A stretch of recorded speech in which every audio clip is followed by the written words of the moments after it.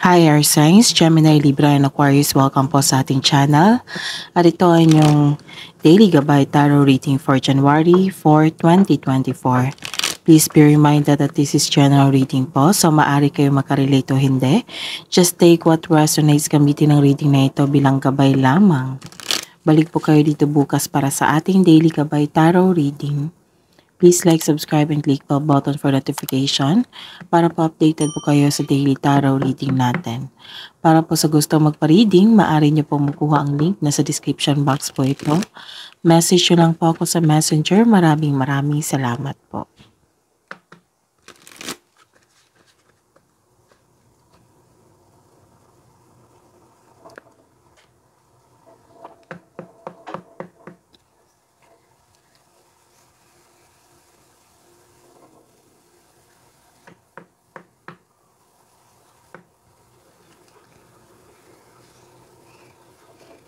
Spirits guys, ano po ang ganap sa araw na ito? Ngayon, January 4, 2024, para po kay Gemini, Libra, and Aquarius. This is communication.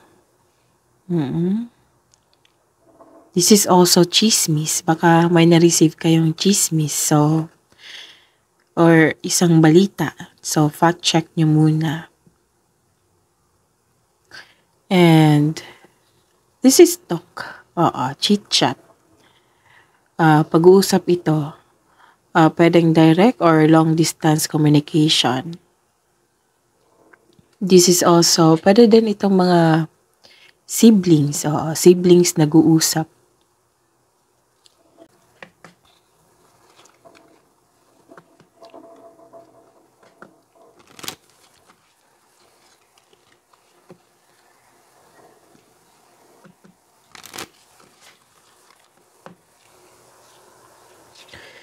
Spirits guys, ano po ang ganap sa araw na ito para po kay Gemini, Libra, and Aquarius ngayong January 4, 2024.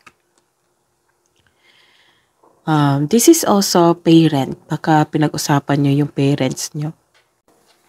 So again, this first card is maaring nag-uusap kayo ng magkapatid or may dalang chismis or isang balita, nag-uusap kayo.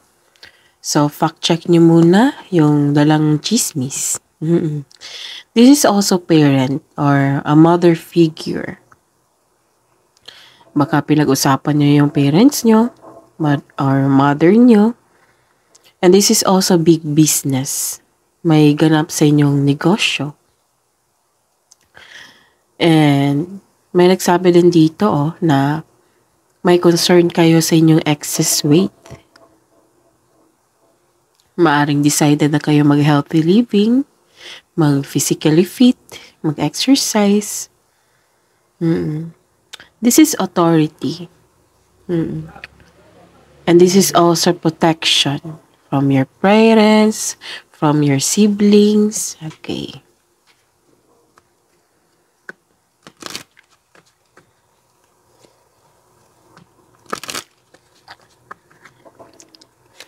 Ano po ang ganap sa araw na ito ngayong January 4, 2024 para po kay Gemini, Libra, and Aquarius?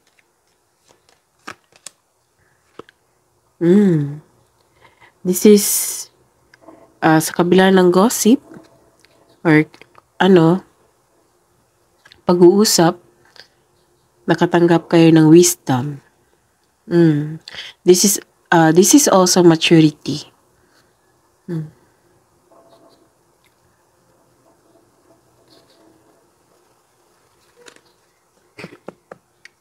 Maaaring naka-receive kayo ng wisdom message from your parents.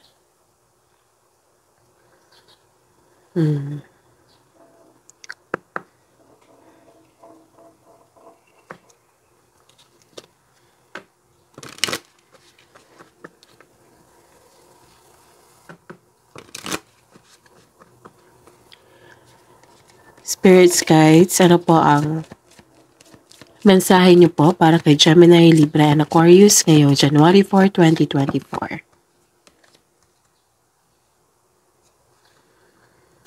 Discover your courage.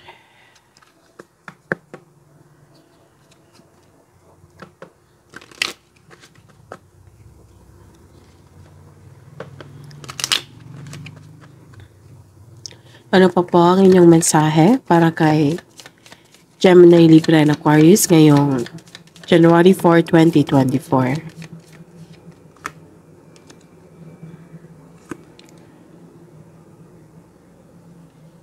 So, this is good fortune. This is good fortune. Yan yung mensahe. Ayos lang natin yung mic. Ayan.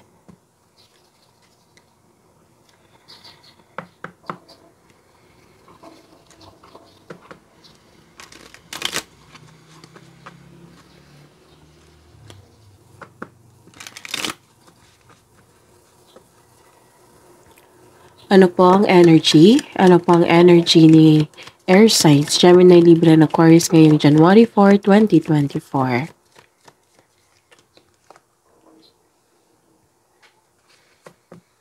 Clarification of this card po.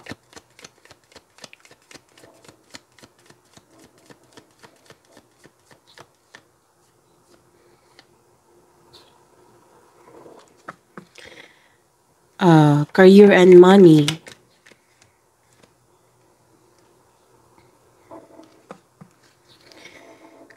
Clarification po sa card na ito, career and money ni Gemini, Libra, and Aquarius. Love and romance, self-love, partnership and romance ni Gemini, Libra, and Aquarius ngayong January 4, 2024. Clarification of this card po.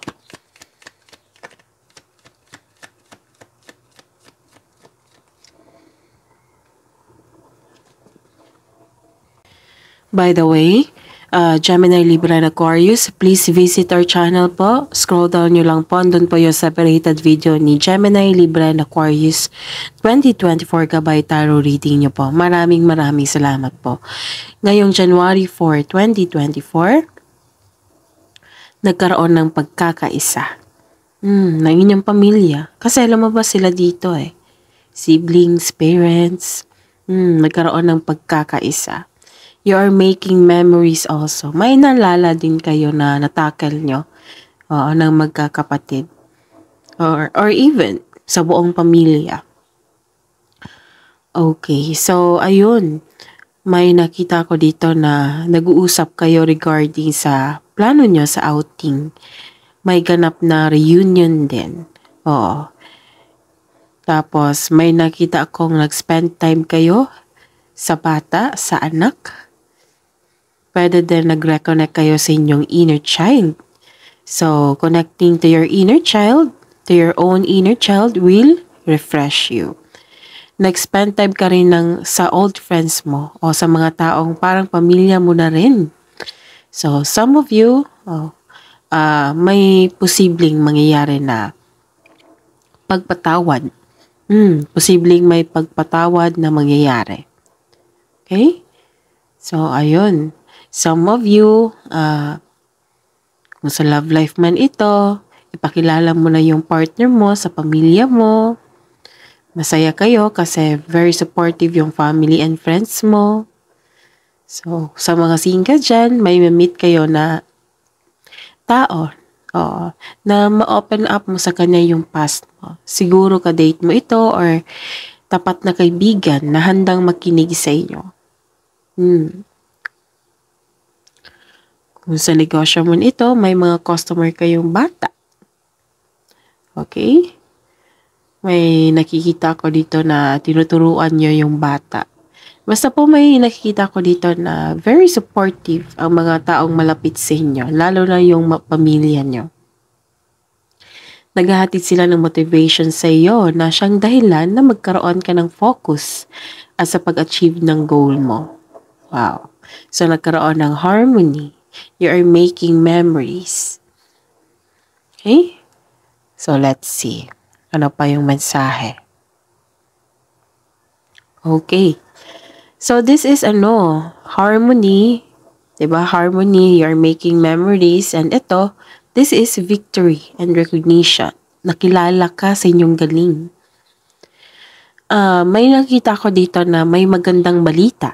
May magandang balitang parating o may bagay na matutupad. Okay, so may parating na good news, especially after a period of struggle. So, feeling proud ka ngayon sa inyong accomplishments, in-acknowledge mo yung success at may matanggap kang papuri from others. Kasi nakilala ka sa galing mo. Nagkaroon ng magandang outcome. Nagkaroon ng accomplishment, in-acknowledge mo yung success kasi sobrang ganda ng kinalabasan. Nagsumikap ka at deserve mo itong tagumpay. So, allow yourself to shine in this moment. Okay? So, meron din na ako nakikita dito na yes, nasabi ko kanina na may good news. Good news is coming related to your career, home, or personal life. Nakikita ko rin dito na-recognize ka, nagkaroon ng victory, na-recognize ka sa ibang tao, sa sobrang mong galing, and may offer sa inyo to take a lead. So, ang sabi rin dito na you're ready to take on a leadership role. Okay? May nakita rin akong matibay na relasyon dito matibay na relasyon sa pamilya, sa partner nyo.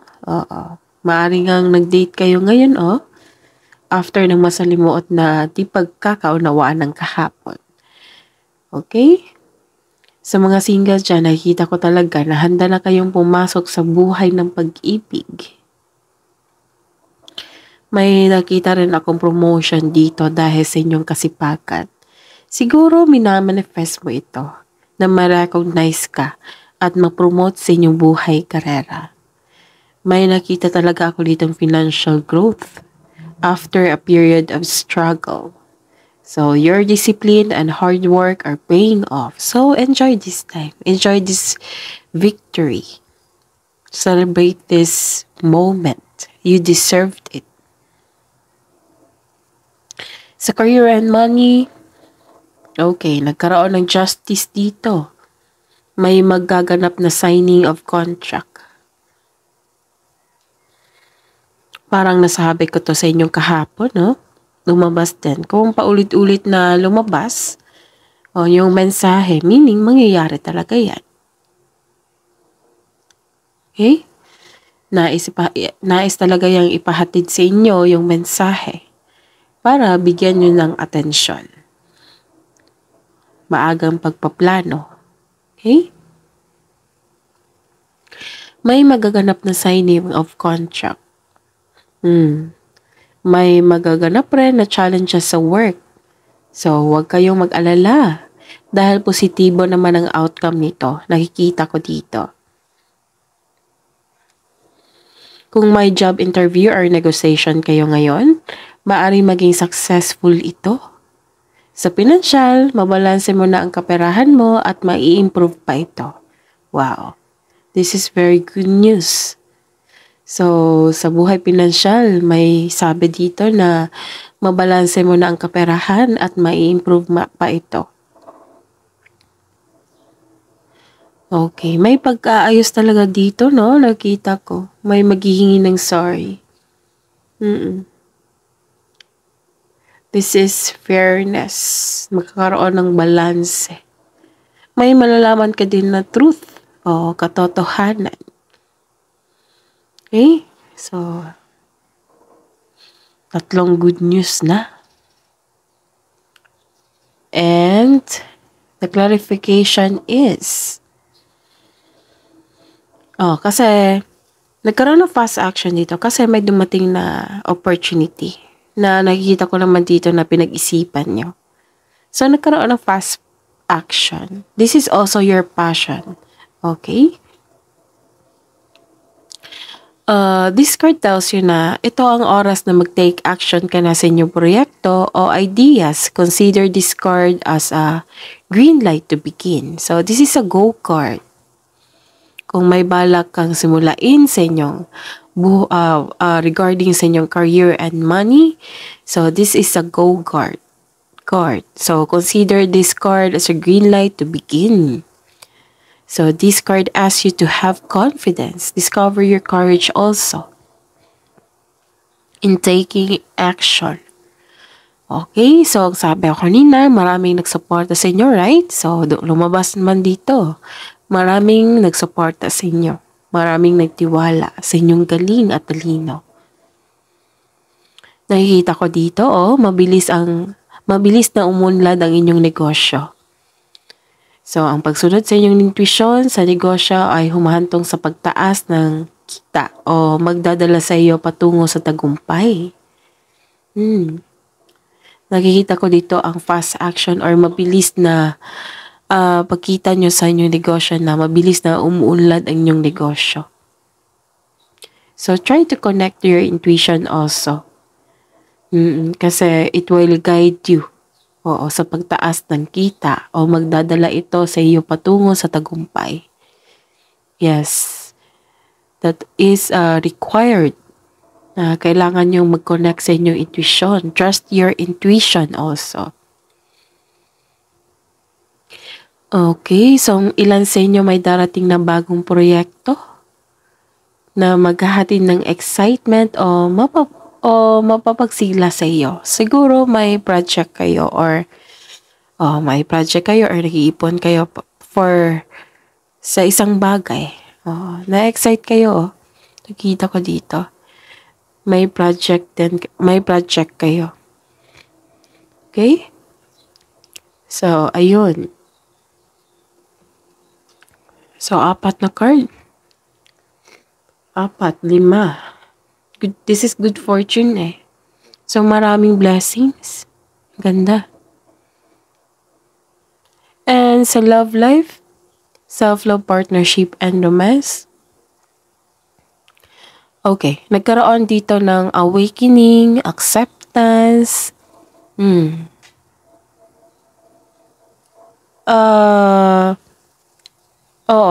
Tatlong card na po nagsabi dito, na may parating na paghahatol o may pagbubunyag. Diba? Sabi ko kanina, may truth or clarity. Tapos may maghihingi ng may taon maghihingi ng sorry sa inyo. Okay?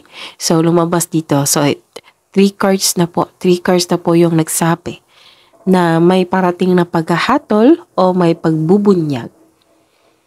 At may magsasorry sa iyo.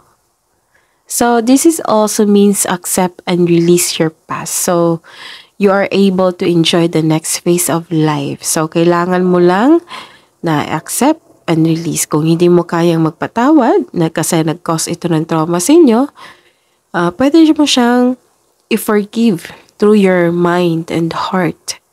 Na hindi naman kailangan na personal kayo mag-usap. Lalo na't hindi mo nakita ang pagbabago. Okay? So, protect your inner peace. Yan yung pinaka-importante. And also, you can forgive them.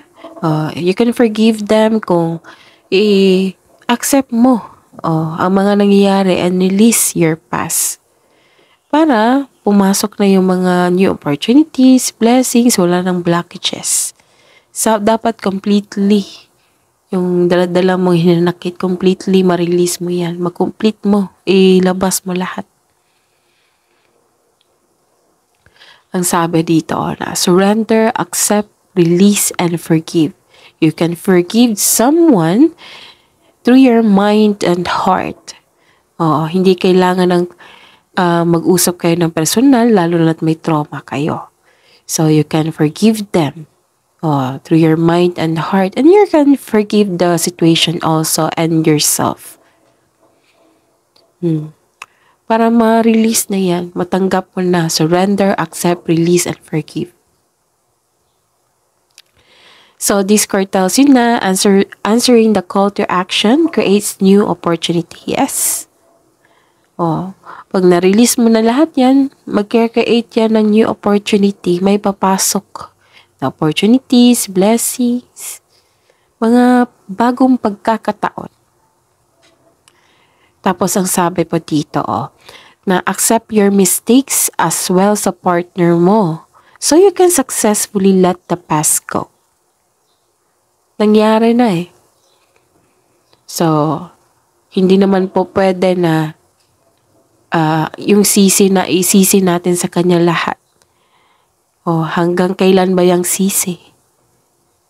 Diba? So, kailangan mong i-work out yan kung gusto mong magkaroon ng new opportunity sa buhay. Okay? Kung trauma ang hatid, so forgive. Forgive them na hindi nila alam. Hindi kailangan na mag-usap kayo. Okay? So, this is for your inner peace. Ginagawa mo ito kasi gusto mong protektahan ang iyong sarili. Kaya nga lumayo ka sa toxic na tao, toxic traits, toxic workplace, toxic the environment. Kasi you are protecting your inner peace. Okay? This is your mental health na maging healthy. Ang hirap naman kung nakatago ka or nakakulong ka sa isang past emotions na dala-dala mo na nasa present na po kayo. So, mas mabagal yung progress nyo patungo sa paano kayo mag-expect sa better outcome sa inyong future kung may dala-dala kayo sa present nyo kung may dala-dala kayong hinanakit na galing sa past. Okay? So, ayun. Accept your mistakes as well sa partner mo or sa ex mo so you can successfully let the past go. May nakita ko dito na maaari ring magpakita o may balak bumalik yung past love mo or mag-reconnect sa inyo para humingi ng tawad. Or some way, mag-put ng closure. So, seek forgiveness. Hindi lang para sa kanya, kundi para sa inyo. Yan yung pinaka-importante, yourself. Hindi yan selfish. Hindi yan selfishness. Para sa sarili mo yan. So, seek forgiveness in order to move forward. Okay? So, this is awakening, realization, and acceptance. Okay? So, this is transformation. New beginning. Okay. Nakikita ko rin dito, sa clarification nyo. You're walking away. You chose to move on. Pinili mo talagang mag-move on. You're walking away. Maaring tanggap mo na lahat. Kasi gusto mo ng magkaroon ng bagong buhay, bagong opportunities, bagong simula.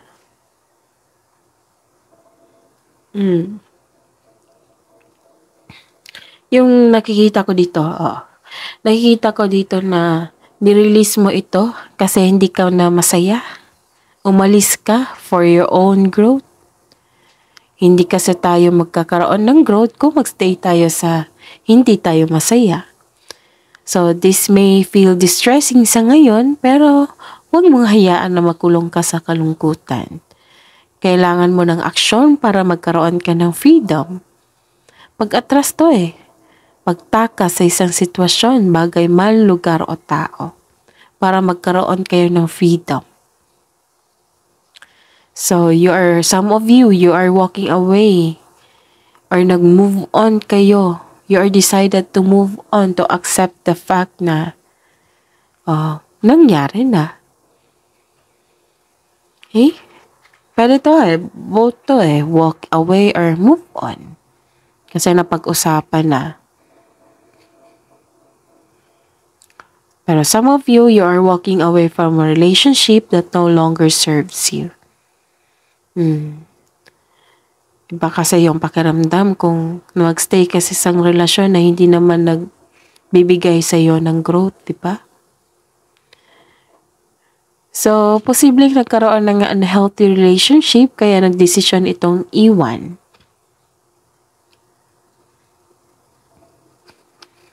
Maaring lumabas kasi tong ex mo ito. Oo. Lumabas kasi tong ex.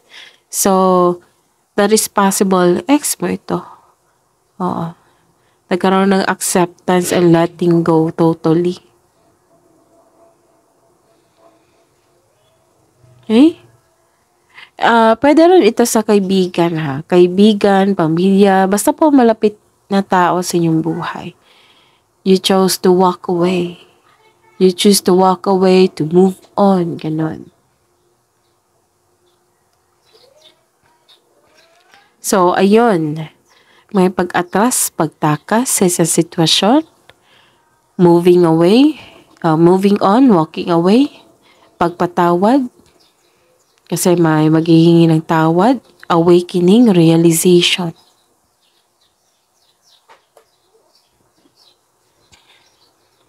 So, ayun. Let go mo na yan.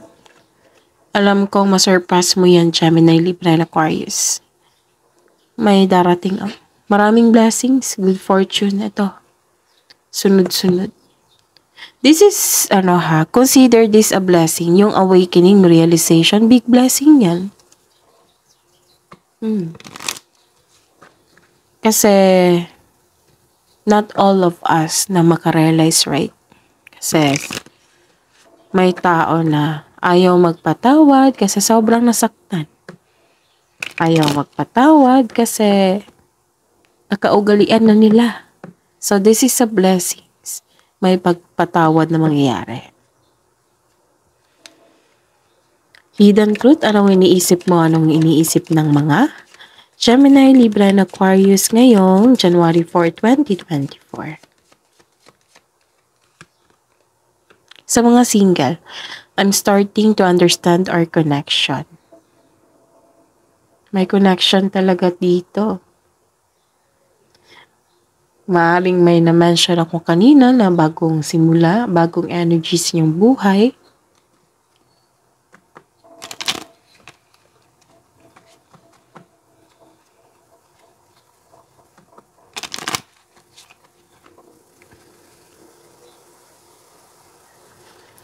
Hidden truth, anong iniisip mo? Anong iniisip ng mga Gemini, Libra, and Aquarius sa magkasawa at sa mga may relasyon ngayong January 4, 2024? I feel you leaving me behind.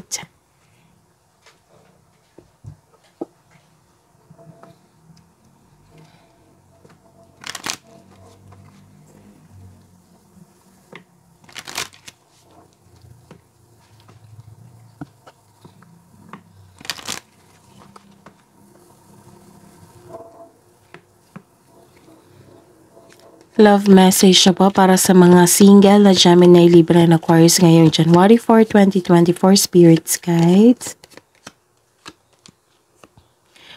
Release self-doubt, let go of fear.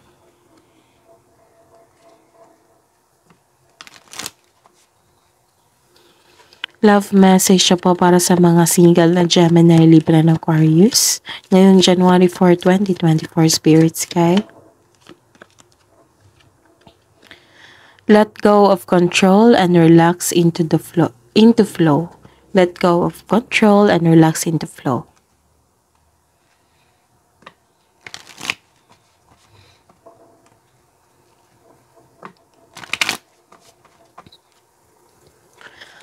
Love message na po para sa mag-asawa at sa mga may relasyon na Gemini, Libra, and Aquarius ngayong January 4, 2024. Guilt. Don't let guilt get in the way of happiness.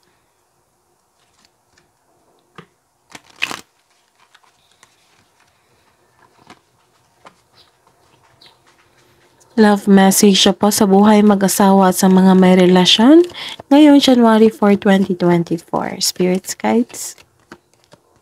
Respect. Respect your relationship.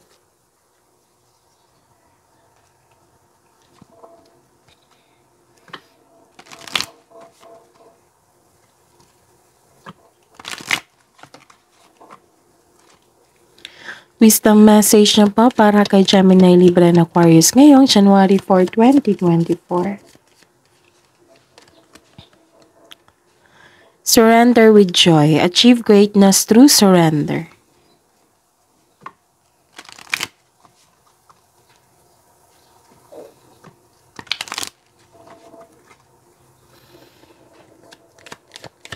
Wisdom message siya po para kay Gemini, Libra, and Aquarius ngayong January 4, 2024. Spirits Guide.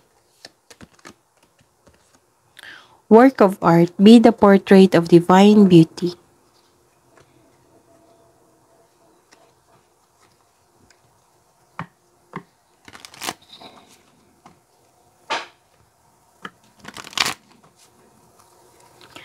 Love message na po para sa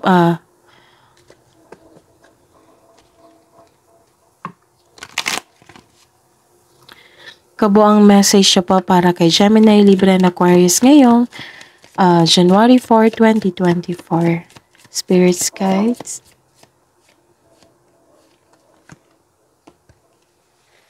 Your commitment is being tested.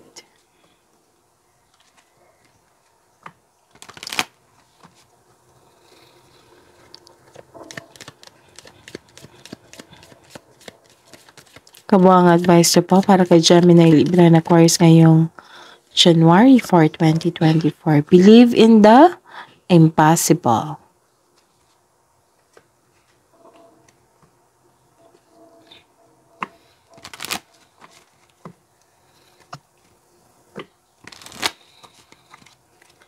Spirits Guides.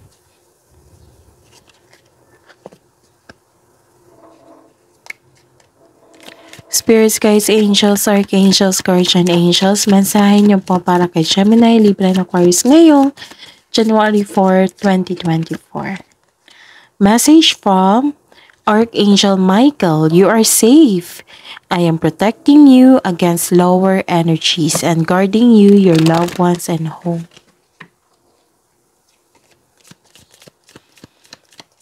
Archangel Michael. Ano po ang inyong mensahe? Message from Archangel Azrael. Comfort. I am with you in your time of need, helping your heart to heal. That is your reading, Gemini, Libra, and Aquarius for today, January 4, 2024. Please like, subscribe, and click bell button for notification para updated po kayo sa daily tarot reading natin. Maraming salamat po.